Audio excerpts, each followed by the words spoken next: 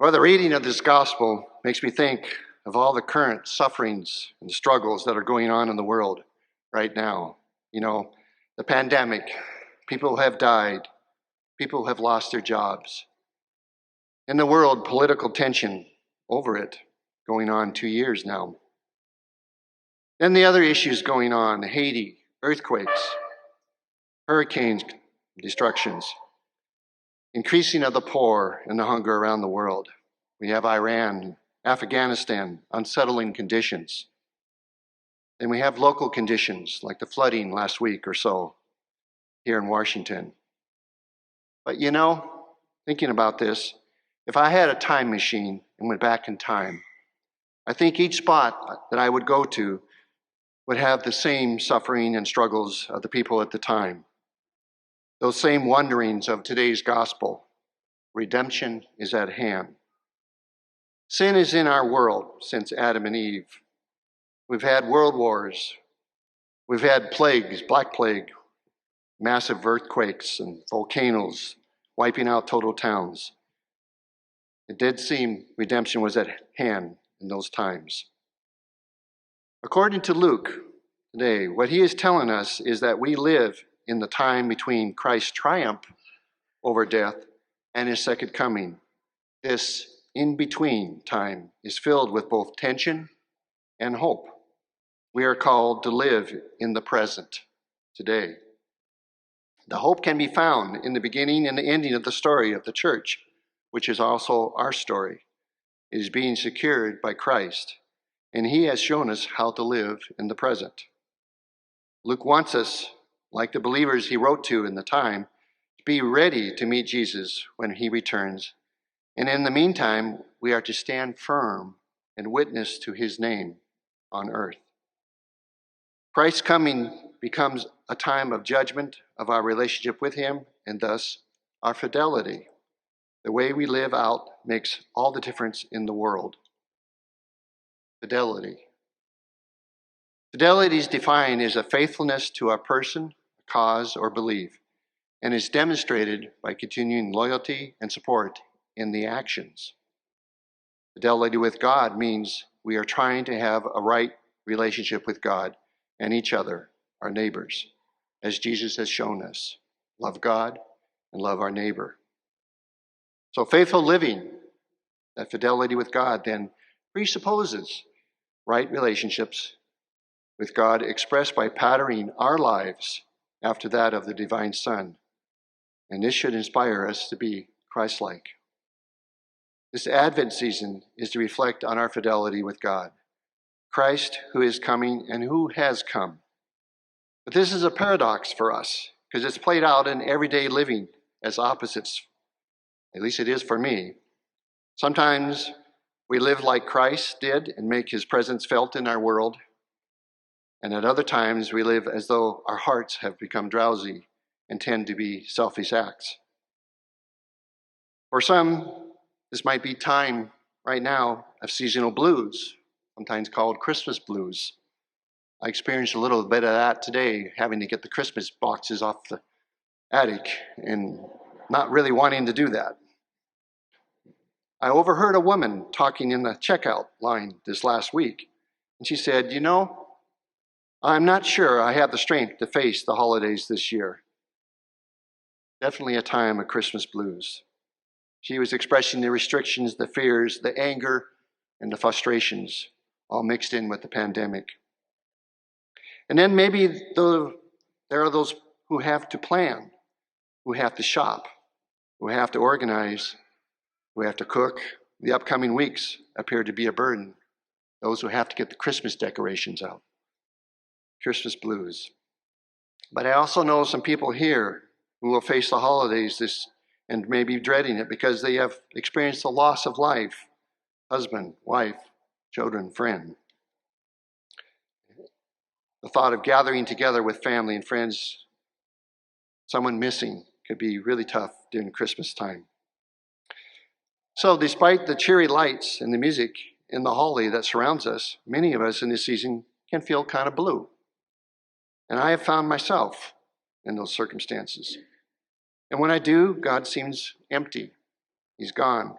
I'm in a place my fidelity with God seems at a distance. It is usually that I'm in a state where life is, I'm not satisfied. There's something missing. I'm struggling with something. I'm unhappy. I may be suffering. Where is the joy?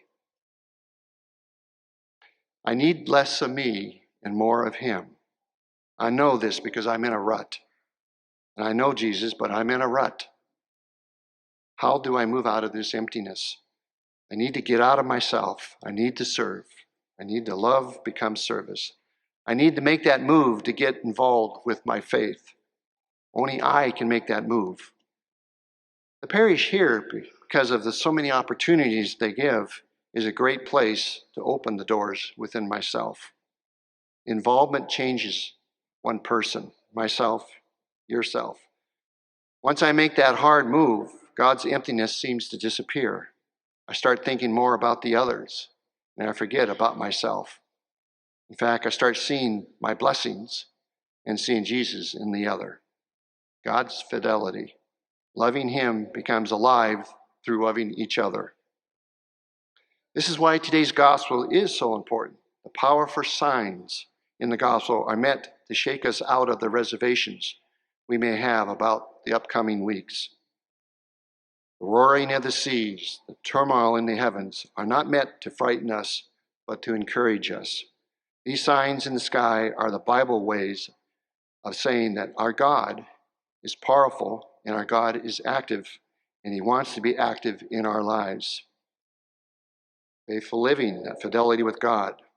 Again, right relationship with God, expressed by patterning our lives after his divine Son. What would Jesus do? This last week, I was really blessed to see so many people just patterning their lives after Jesus, just living faithful lives, loving God and loving neighbor. They give to receive. It's a gift of how we interact with our faithful living. Last Friday, I was with a group of 7 guys who built a handicap ramp for a lady so she could just stay at home. This lady was a big lady, which required a sturdy, long, sloping ramp, something she would not have had been able to afford and would have had to move out of her place. At the same time we were there building the ramp, there was a man fixing additional supports for her bathroom floor, again, allowing her to stay where she was at. And she was so overjoyed with relief of being able to get in and get out. Christmas blues becoming Christmas joys. I also was present to the faithful guys sharing their love of God to one another. It was so great. Serving brings out the less of me and more of the other. This last Saturday, I spent the day here at the parish with the man who was doing the missionary life of compassion and helping the Christian people of the Bethlehem to survive. He was a very humble and quiet guy. He was to spend Sunday night with us, but was taken with the generosity here at the parish. He was so taken by it, he wanted to get to Oregon and report to his organization, so he left that night. But I can't get over how humbled he was with the generosity, faithful living. Monday this week, I was with a day at Catholic Community Services, where over 130 turkey dinners were delivered to people, starting with numerous volunteers at the Thurston County Food Bank, and followed at their office for the distribution of the dinner. But the delivery to the homes, where smiles and joys replaced blues, sadness, so many volunteers just giving of themselves, the smiles, the joys, the suffering, the poor. Advent is our time of renewal of our love for God, especially here on earth. I found this, and here's an invitation I found. It's titled Reckless Advent Prayer, written by Michelle Durnay. She says, I stand at the edge of Advent, praying for the resolve to run forth into the wind and raging waves, praying for the grace to seek out Christ, not as a babe wrapped in swaddling clothes and laid in a manger, but as the Son of Man, coming clothed in power and glory in the midst of all our chaos and confusion. It is a reckless prayer, one that insists I lift my eyes from my own cares and anxieties. It is a prayer that demands I wade into the roaring seas of the present day to stand as a beacon of justice for those battered by oppression, to reach out with mercy to those struggling to keep their heads above troubled waters. It's a call not to safety, but to shake the world until that day when God's kingdom comes in glory. Good ways to open our hearts to the Lord. This Advent season, let us work on rebuilding our fidelity with God. And it's simple. Get involved with others. Our hearts change.